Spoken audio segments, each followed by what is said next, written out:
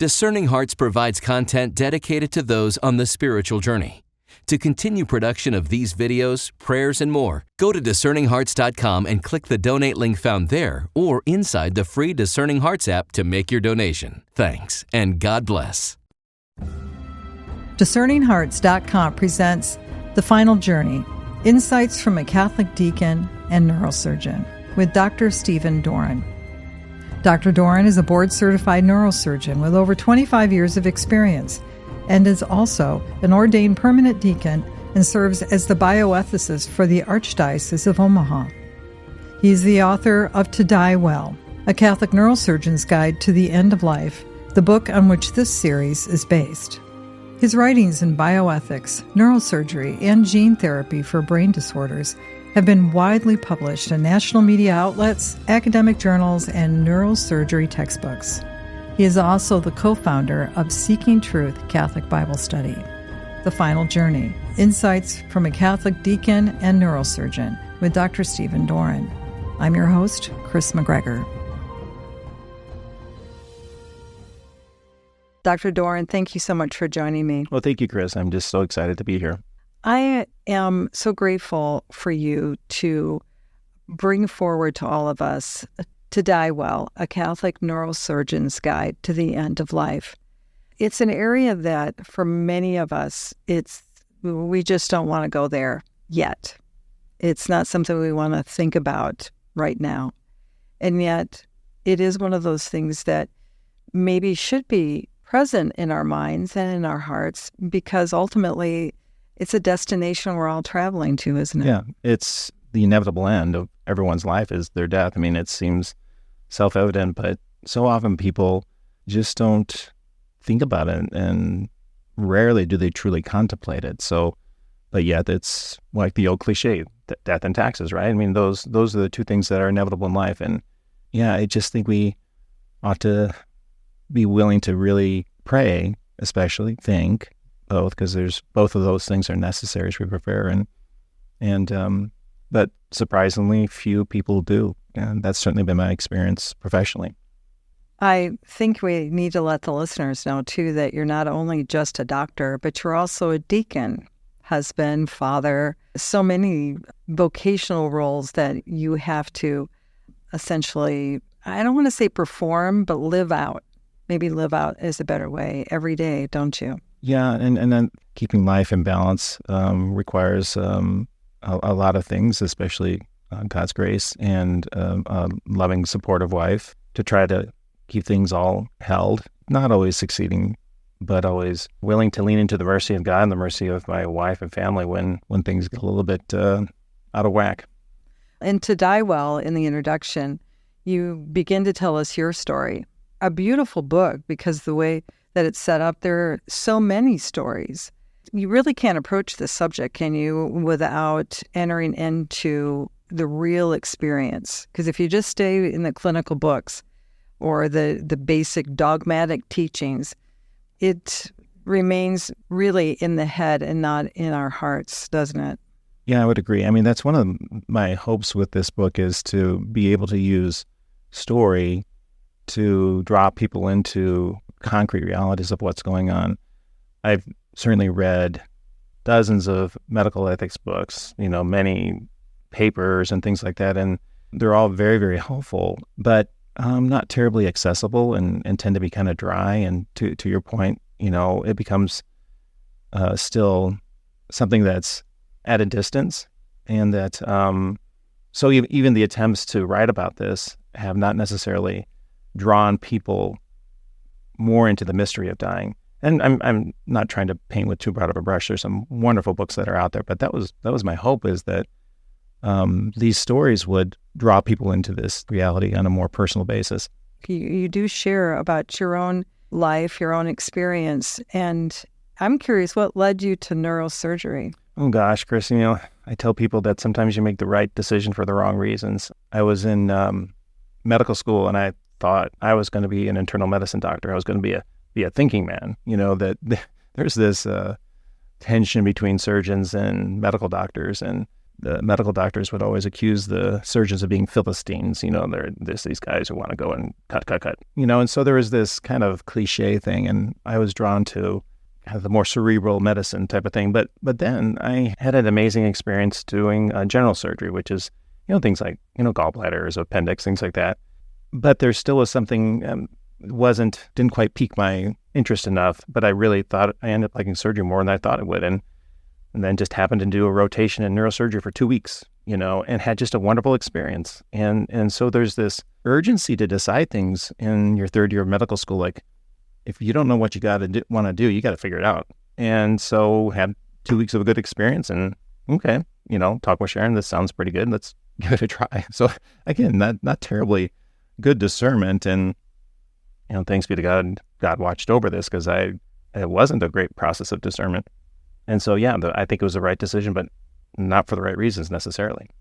Well, it was the first steps of a good discernment. You talked it over with your wife. True, very true. Yes, been incredibly sipped through all of this. Yeah, brought that into the conversation. So who knows how God is working even in those little inklings, right? True, absolutely, yeah.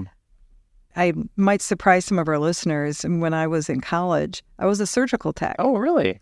And we had the opportunity to work with so many different types of practices, the orthopedic, the GI, and the neurosurgeons. We always found them to be the elite because they had the most delicate of instruments, where the ortho guys actually had the sears, craftsmen, hammers. But the neurosurgeon has to do things in a very delicate manner. And it is an area that can be very fascinating and tenuous, can it? I mean, if there is one slip, it can affect someone for their entire life. And that's a lot of pressure. Well, yeah, Kris, I mean, that's true. And that one of the problems, how would I put this? The weight of that is something that has always been there. But interestingly, as I get older, that weight is weightier. The reality that through no ill intent, I can hurt someone. And that possibility of hurting someone weighs very heavy. I mean, now it doesn't happen often. And for the most part, people are restored, pain relieved, function restored, all those things. And yet I think, like, in so many areas, your last bad experience is what sticks in your mind. So yeah, I mean, there's a lot at stake, and I don't mean to overly dramatize it. I mean, I don't want to scare people, feel like, oh my gosh, I can't have my neurosurgeon take care of me. But yeah, that reality does weigh heavy on me, and weighs heavier as time goes on, because I think seeing the consequences of both the good things and the unanticipated complications, seeing the reality of that, strikes me at a very deep level. There's a path you can go down, can't you? It's a certain point, because you end up seeing so many different patients, so many different situations, that the path either becomes, I'm going to become emotionally involved with my patients, essentially compassionating, entering into what they're going through, or it's just too much. I'm going to have a boundary, and this is my job, and this is what I need to do. I'm not trying to say that other physicians who may choose that other path are not good folks and are not caring, but it's how do I want to say? It's like Ignatius. It's a magus, right? It's a more, if you do begin to open that door to compassionate with your patients. Yeah, I mean, I can't be a robot. At least I can't be in my own personality. Also keep being mindful that I can only take on so much too as other people's burdens. But it's hard for me to imagine being a physician and being only a technician. And I've met, surgeons like that, and they're very technically skilled and have good outcomes. But I think they're missing something. And I know the patients are missing something. And that experience can be so much more rich if there is that relationship that's healthy and deep, and appropriate boundaries, of course, but yeah, I think physicians who stay distant, they're missing out. The reason I mention that is because in the book, as you begin to see from the different stories, there are decisions that have to be made, but in a very real way, you mentioned it earlier, it's about discernment. It's the Latin, what is it? Discernment is discerning, I think it is. It's that setting apart. It's listening deeply, and in this case as a physician, not only listening, but looking deeply and deciding between what is good and what is not good, what is for the better, what is not helpful, and then learning how to separate that and bringing into all of that God's grace. What is God asking that? And that, I think, is a very much a challenge, isn't it? Well, it is. I mean, neurosurgery is no different than other things in life where there's things that are absolutely clear. Do this, don't do that. That's very straightforward. But like other areas in our life, what to do with the child, what to do with the job, what all sorts of things are, there's competing goods and competing challenges that need to be weighed out and discerned. We don't, in neurosurgery, often have the luxury of a lot of times. Sometimes we do, but often we don't. But there is the need to be able to hold all those things in tension and balance them out as best we can within our human capabilities, leaning into God's grace. And yeah, that's just life in general. And neurosurgery is not necessarily different in that way. Yeah, I like the subtitle of the book, as odd as it may sound, A Catholic Neurosurgeon's Guide to the End of Life, because to be a Catholic is, in a very real way, for us, we're called to be obedient to the guidance, the teachings of the Church. And what I mean by obedient, it's that deep listening. So in what I see in your book, what you've done is exemplified in not just in your book, but also in your life, this deep listening of not only of what the Church is guiding you to, but then what is experienced in the life of that patient. So bringing those two together, especially at one of the most tender moments that can be experienced by an individual and their families, I think that's a very delicate place, and it needs to be reflected upon, hopefully before you end up having to go through that, right? You've kind of prepared yourself. That's why I think the book and what you're bringing forward is so important. Well, Kris, this is why you're so good at what you do, because even the phrase deep listening just struck me. I had never thought of it in those terms, and it's true. I mean, those words, yeah, I mean, that's a very good way of putting it, and one which I will kind of really take to heart, because so much of medicine and life in general are decisions, and as opposed to listening and discerning. So yeah, listening to the patient, listening to what the Church says. I like that. I like that a lot. And it's listening to Scripture. It's listening, to God's Word. It's listening to all that, and then putting that all together.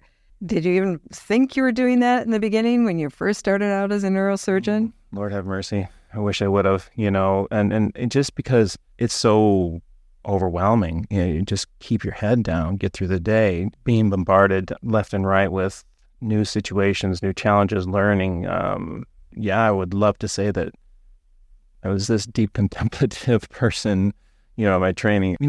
God's been a huge part of my life, has throughout, since a teenager at least, and even during training, developed a daily practice of reading collection of writings like Conversations with God. Talked a lot about work and those types of things, and I would read that, and that was a big part of when I was a resident, just kind of encouragement of what's going on at work and things like that. But then once you show up, it's flat out one thing to the next, and still not just doing things, but trying to learn things and trying to technically do things, hold a scalpel or other instruments and interpret films and things like that. So there was no time for discernment, let me put it this way, I certainly didn't take time for that.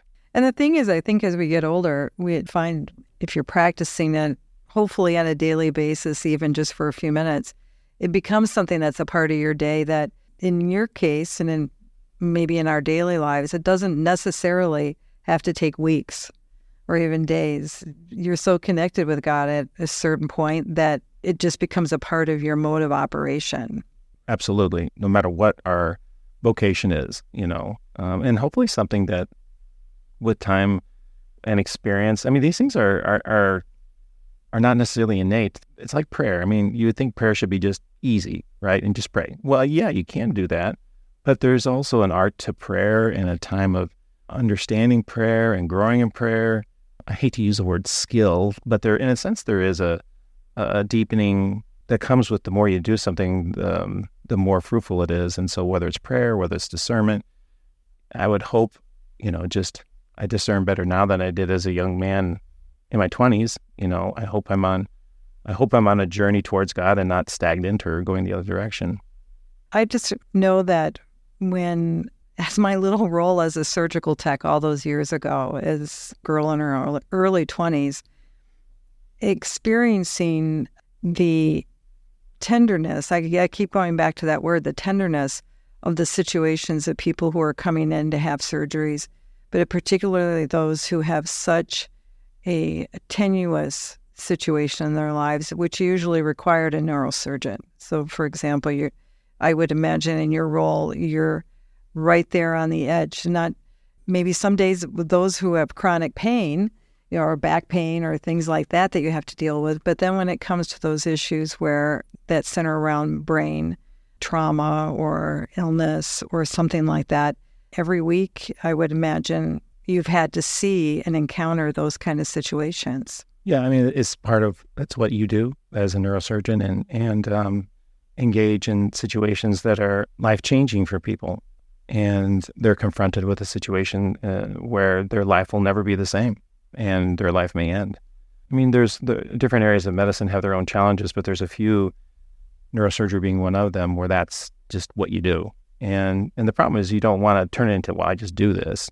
That's part of my daily routine, confronting death or disability and become cavalier about it. And I think that's the particular challenge, but also the particular thing I like about it especially is that the opportunity to be present with people at a very important time in their life. I mean, a very, especially during death, a very holy time in their life. That's a really privileged place to be. And I never ever want to take that lightly and recognize that as hard as it can be, it's also a blessing and a privilege to be present with people during that time.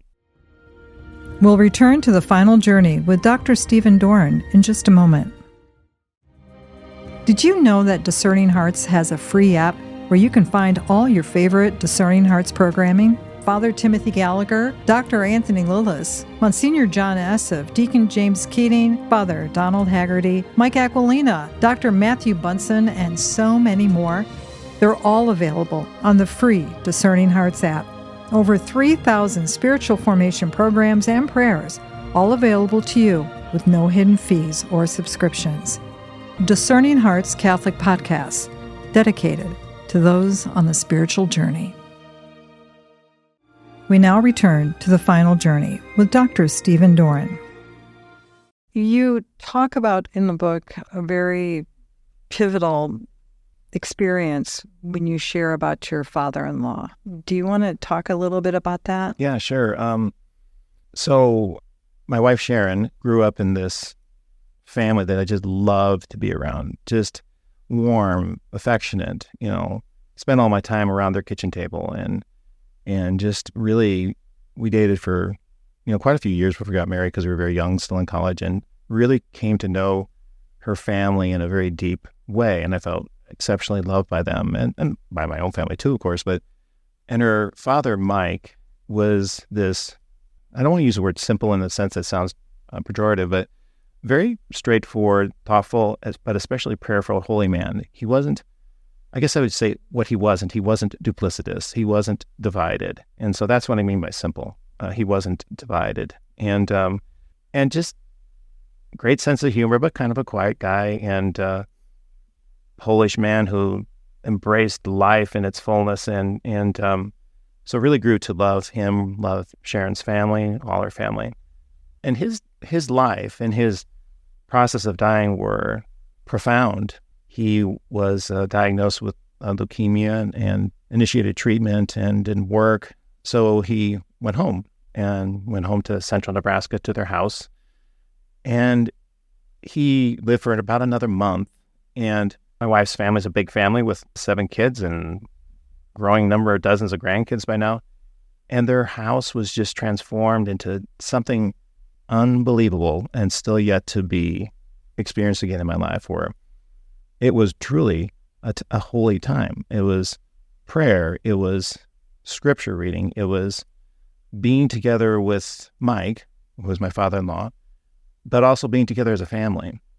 And the fact that all these grandkids came home and became immersed into the experience of someone loved who was dying was foundational for them. I mean, so that even for them, death was not something weird or distant, or it just became part of, okay, this is how life goes. This is wonderful, super sad. We're sad for Grandpa Lou, but yeah, hey, let's go outside and play. And so it didn't become separated. It became incorporated. It became integrated into the experience of life.